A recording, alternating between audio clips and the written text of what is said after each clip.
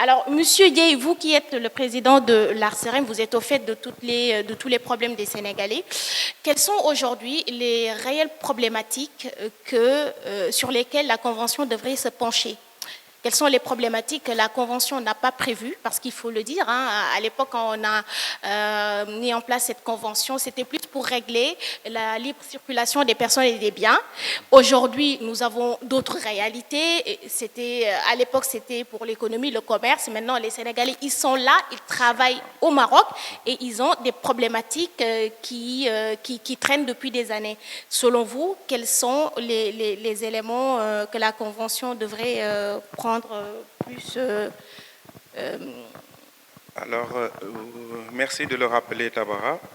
Je pense qu'il y a quelques années, il y avait des commerçants pour qui quasiment la convention d'établissement était signée en partie, bien sûr, parce que si vous vous rappelez, au niveau des échanges commerciaux, il y a ce qu'on appelait dans le temps la liste S et la liste M. Des produits S, c'est-à-dire originaires du Sénégal, admis au Maroc en exonération de droits de douane, et inversement. Aujourd'hui, le monde évolue, la nature des migrants aussi évolue. On n'est plus à ce stade où on avait des commerçants qui passaient et achetaient et rentraient dans leur pays. On a de plus en plus de compatriotes qui s'implantent. Et les difficultés sont de plusieurs ordres. Celui que je cite très, très souvent, c'est la difficulté d'application des droits sociaux. Si vous prenez par exemple, pour ce qui est de la carte de séjour dans le temps, les Sénégalais qui arrivaient avant les 3 mois de séjour pouvaient s'immatriculer plutôt au niveau de la CNSS à partir de leur passeport. Depuis 2-3 ans, ce n'est plus possible. Les gens ont du mal à avoir une carte de CNSS, ont du mal à être déclarés. Et ce qui fait que la communauté est de plus en plus dans le noir. Elle travaille dans le noir. Elle a des soucis pour disposer d'un titre de séjour. Donc, sur ces aspects-là, et parmi tant d'autres, au niveau de, peut-être qu'on abordera un peu plus tard, de la justice, de l'incarcération, transfert des prisonniers, c'est des aspects aussi qu'on doit revoir et les actualiser et les mettre au diapason aujourd'hui par rapport surtout à la qualité des migrants qui sont là. Parce que la catégorie socio-professionnelle, comme j'ai dit, aujourd'hui, c'est élargi. Il y en a de toutes sortes. Il y a ce qu'on appelle les NIT, ceux qui ne sont pas diplômés et qui n'ont pas d'emploi, qui sont de plus en plus là et constituent une très, très grosse partie. Et ces gens-là, on doit les encadrer dès l'instant qu'ils sont là. Donc, c'est au niveau vraiment du social qu'on doit faire évoluer cette convention parce qu'aujourd'hui, la demande, elle est là, elle est réelle. Tout à fait. Voilà. Alors, effectivement, la réalité administrative aujourd'hui, elle devient complexe et il faut qu'on en parle. Et pourtant, la Convention l'a prévu, donc normalement, on ne devrait pas avoir de sujet là-dessus. Mais bon, comme vous l'avez dit, nos deux États vont se poser pour voir où se situe réellement le problème. Parce que normalement, qu'il soit un Sénégalais ou bien un Marocain, aucun des deux ne devrait rencontrer de problématiques par rapport au sujet administratif. Parce que j'ai fait une petite recherche avant de faire ce panel-là et je me suis rendu compte que les Marocains rencontrent les mêmes difficultés au Sénégal. Côté administratif, côté carte de séjour, ça prend beaucoup de temps. Il y a beaucoup d'éléments qui sont demandés pour que ça soit fait. L'autre aspect que vous avez cité tout à l'heure, qui est le transfert des prisonniers, n'a pas été prévu dans cette convention. Donc, effectivement, quand on parle d'actualisation, je pense que c'est un sujet important à prendre en compte. Alors, Monsieur Faye, je vais vous parler un peu des professions libérales. Ça, c'est un sujet très sensible, aussi bien au Sénégal qu'au Maroc, parce que dans la Convention, on dit clairement que les Sénégalais, aussi bien les Sénégalais que les Marocains, ils ont la possibilité d'exercer les professions libérales, mais on se rend compte que, en fait, ça a été alourdi. Par exemple, au Maroc, je vous donne un exemple qui est très simple, les Sénégalais, ils peuvent intégrer le barreau. Ils ont la possibilité de le faire, sauf que les jugements sont rendus en arabe et donc il y a ce frein-là. Et pour les Sénégalais, les Marocains qui veulent exercer les professions libérales au Sénégal, on leur demande une conversion des diplômes. C'est tellement faramineux, c'est tellement compliqué qu'à la base, ils abandonnent. Donc, selon vous, quelles sont les mesures qu'on pourrait mettre en place pour faciliter cela, vous qui êtes expert en relations internationales? Alors, déjà, vous avez touché deux points qui sont en tout cas très importants sur ce qui porte au niveau des professions voilà, dans le domaine libéral. Déjà, oui, pour les juristes, il y a un souci. D'ailleurs, même souvent, on en discute avec les étudiants qui viennent pour se former au Maroc en droit, en sciences juridiques. Je leur pose la question souvent, mais d'accord, vous allez avoir votre diplôme. Oui, mais ceux qui souhaitent approfondir pour après accéder, bien sûr, au niveau du barreau par concours, qu'est-ce que vous allez faire? Comment allez-vous exercer du moment où l'applicabilité de ce que vous avez appris doit se faire dans une autre langue qui n'est pas, alors bien sûr, la vôtre, donc c'est-à-dire tout à fait en arabe. Et ce qui pose là, justement, un problème. Donc, en premier lieu, oui, nous permettons les étudiants de venir étudier, bien sûr, le droit, mais après, il y a, bien sûr, alors un blocage qui se fait sur l'applicabilité de ce qu'ils ont appris s'ils accèdent, bien sûr, au niveau du barreau. Et donc, ça, c'est un problème. Maintenant, s'il doit avoir des mesures dans ce sens, serait-ce, bien sûr, prendre ces étudiants-là, dès la base de leur première année, les donner des cours en arabe, c'est-à-dire ils apprennent la langue arabe et en même temps, voilà, faire leurs cours de droit juridique, alors de sciences juridiques. Alors que les cours qu'ils prennent à la faculté en sciences juridiques, pour les étudiants étrangers, c'est en français. C'est déployé en français. Comme on le dit, droit en français. Parce que si vous allez au niveau des facultés, bien sûr, au niveau de la faculté de sciences juridiques, vous avez deux distinctions. Le droit arabe vous avez et le droit français. En arabe et le droit en français. Tout à fait. Donc, maintenant, ne serait-ce pas, si je puisse dire ainsi, des barrières à l'entrée, c'est-à-dire, oui, vous venez étudier, mais vous faites votre cursus juridique en français, mais vous saurez qu'en fin de compte, vous n'aurez pas, bien sûr, accès au niveau des barreaux pour pouvoir plaider justement en langue arabe, qui est donc la langue officielle voilà, du royaume. Donc, à ce niveau-là, comme j'ai dit, serait-ce nécessaire de former les jeunes en langue arabe pour qu'ils puissent y accéder pour ceux qui veulent le faire par la suite, sachant que pour la grande majorité, ils rentrent au pays pour pouvoir donc exercer leur métier au niveau du Sénégal, ce qui pose également certainement aussi un autre problème, c'est-à-dire au niveau de l'harmonisation des textes juridiques, souvent qui pose problème. Et je vois beaucoup d'étudiants jusqu'aujourd'hui qui ont alors ce problème-là, parce que pour certains qui creusent, ils font des recherches sur le droit, bien sûr, sénégalais, et donc souvent ils sont un peu perdus après leurs études et ne savent pas exactement où, vers quel champ aller. Mais ceux qui s'en sortent le plus, c'est ceux qui vont vers les droits bancaires, par exemple, ou bien les droits des sociétés, où là, l'exercice au Maroc se fait donc privé. En français. Voilà, le droit privé. Donc là, ils travaillent dans les cabinets, on les voit dans les banques, on les voit dans les entreprises, on les voit donc dans les sociétés d'une manière générale. Alors, ce n'est pas aussi simple. Pourquoi je le dis? Parce que quand on prend la convention d'établissement, il est mentionné que les Sénégalais peuvent facilement intégrer le secteur public marocain. Le secteur privé, en aucun moment, n'a été cité. Et quand on parle du secteur public, on parle de la maîtrise de la langue arabe, alors que les Sénégalais, ils ne le font pratiquement, ils ne font pas d'arabe, ils le font quand ils arrivent en terminale et c'est la langue qui vient en deuxième option. Donc ce n'est pas maîtrisé. La difficulté, ce n'est pas seulement de parler d'Arija, mais c'est aussi de pouvoir lire l'arabe et de pouvoir interpréter les textes. Donc moi, je pense que ça, c'est une mention qui est notée sur cette convention qu'on devrait peut-être, à l'état actuel, moi je pense que c'est une mention qu'on devrait peut-être revoir parce que c'est un frein et comme vous le constatez, rares sont les Sénégalais que vous voyez dans le secteur public. En général, ils sont dans le secteur privé et là où on doit faire très attention, c'est que cette convention ne prévoit pas l'intégration dans le secteur privé. C'est qu'aujourd'hui, il y a beaucoup de Sénégalais qui sont dans le domaine privé, mais la convention ne les couvre pas parce que ça n'a pas été cité dans cette convention. puisqu'on parle d'actualisation, je pense que c'est un sujet très important à prendre en compte et à intégrer dans cette convention. Mais justement, au fait, c'est là où on revient, c'est-à-dire sur le deuxième point de votre question que vous avez posé donc, en premier lieu, c'est-à-dire sur l'harmonisation.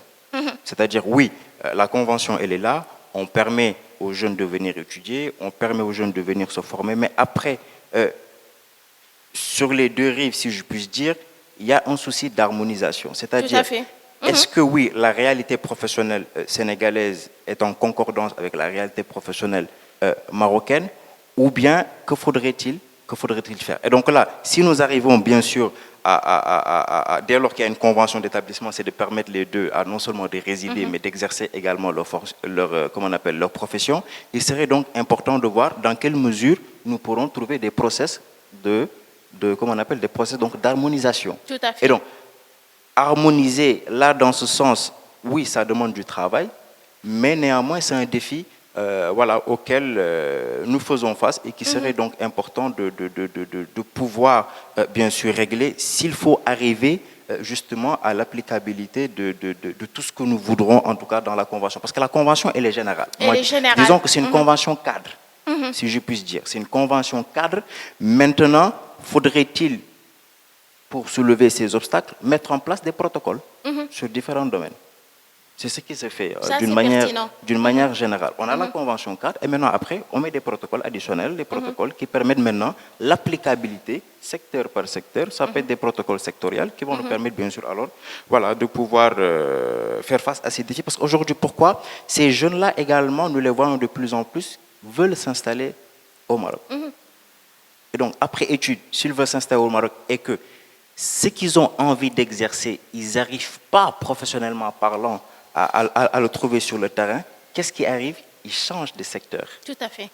Et aujourd'hui, j'ai vu et j'ai connu, mais vraiment des jeunes, des anciens et comme d'autres également de nos différentes promotions, qui sont excellents, ils étaient excellents à la fac, et aujourd'hui se trouvent dans le secteur d'offshoring. C'est-à-dire que tout ce qu'ils font n'a plus rien à voir avec le droit. Pourquoi? Parce qu'ils avaient justement ces obstacles d'applicabilité qui se posent au niveau, bien sûr, de l'harmonisation. Et ça, c'est un problème réel. C'est un réel problème à résoudre. Alors, je vais poser une dernière question à M. Babacardier et on va passer à la vidéo de Manal. Alors, parlons de protection des droits sociaux.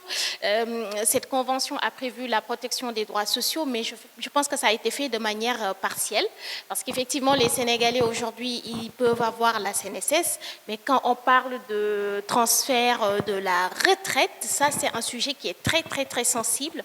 Il faut travailler au Maroc, prendre sa retraite au Maroc, vivre au Maroc pour pouvoir percevoir sa retraite. C'est-à-dire qu'aujourd'hui, un Sénégalais peut travailler 40 ans au Maroc, quitter son boulot, partir au Sénégal, il n'y a pas de transfert de capitaux, rien n'est possible. Et ça, je pense que c'est problématique et c'est un sujet qui revient chaque année. Comment on pourrait résoudre cette problématique ou bien prévoir ce point-là dans la Convention si éventuellement elle sera revue? Bon, merci Tabara. Je pense que ça, c'est le souci de tout le monde. Tous les travailleurs en parlent jour et nuit. C'est ce qu'on appelle la portabilité des droits civiques. Justement, dans le jargon diplomatique, c'est ce qu'ils disent. Mais à l'heure où nous parlons, il n'y a aucune convention entre la Caisse de sécurité sociale du Sénégal et la CNSS, Caisse nationale de sécurité sociale du Maroc. Donc là, c'est-à-dire qu'il faudrait éventuellement que le sujet soit abordé en future commission mixte par les États, parce qu'il n'y a aucune convention et que pour que les gens puissent bénéficier de leur retraite étant au Sénégal, il faudrait qu'il y ait une convention dans ce sens. Mais à l'heure actuelle, il n'y a aucune convention et que pour le moment, les gens reviennent au Maroc pour toucher leur retraite. On en a vu dernièrement doyen Ibamar, c'est ce qu'il a dû faire, il a dû revenir ici. Donc c'est des choses qui doivent se régler d'abord au sommet de l'État et qui permettraient éventuellement aux gens de pouvoir disposer de leur retraite s'ils le désirent, là où ils le désirent, au Sénégal ou ailleurs où ils se trouveraient après leur retraite. J'aimerais revenir un peu sur l'aspect de la scolarisation parce que c'est un problème qui est à l'origine et qui peut-être peut résoudre le problème dont Ousmane parlait tout à l'heure avec le problème de langue et tout ça. Parce qu'aujourd'hui, on a choisi d'être là. On se dit qu'on est là pour un certain temps, mais ça continue. On est là après 10 ans, on est là après 12 ans, on est là après 15 ans.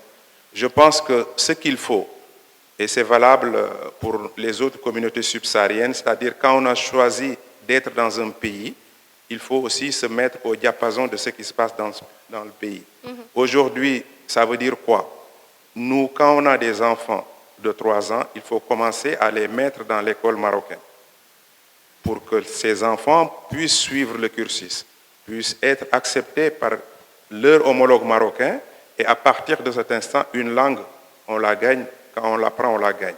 On est dans le process et on peut, après, suivre le cursus comme les enfants marocains. Il y a des doyens qui sont là et qui l'ont fait.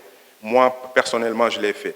Les enfants, je les mets à la crèche à partir de 3 ans. Ils cheminent avec les Marocains pendant le cursus, petite section, moyenne section, grande section, le primaire. Et à partir du primaire, après le certificat, comme on dit, d'études primaires, on passe à l'enseignement privé parce qu'on se dit qu'on peut bouger un jour ou l'autre.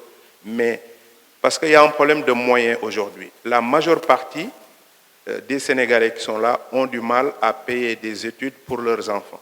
Parce que c'est des études qui coûtent 4 000 dirhams, 5 000 dirhams par enfant. Et c'est dans les missions françaises, américaines, belges et autres.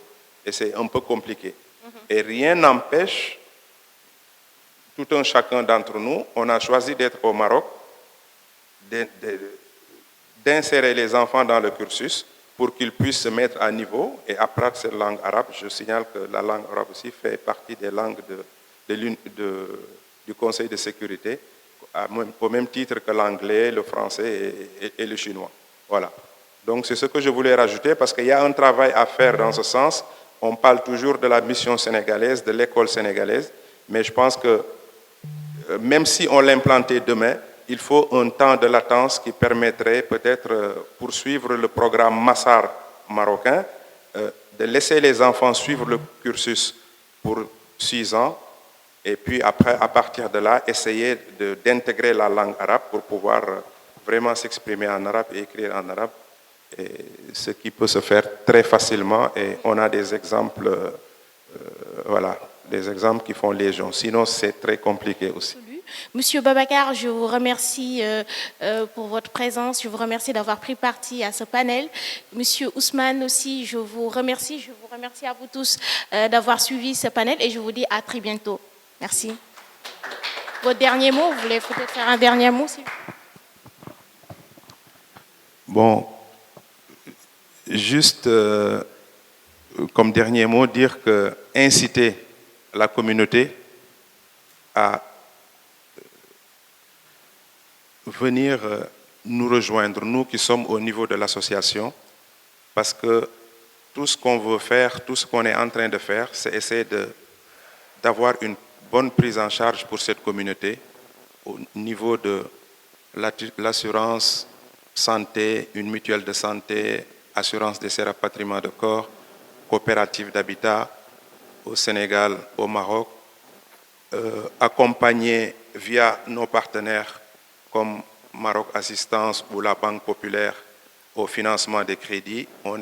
Je vous rappelle qu'on est en contact avec l'ensemble des structures de la Banque Populaire pour pouvoir accompagner notre communauté dans tous les domaines, financement des entreprises, assurance et tout ce que vous voulez. Donc, j'incite la communauté à venir nous rejoindre au niveau de l'association pour qu'on essaie de mettre ensemble ces projets pour le bien-être des populations. Je vous remercie.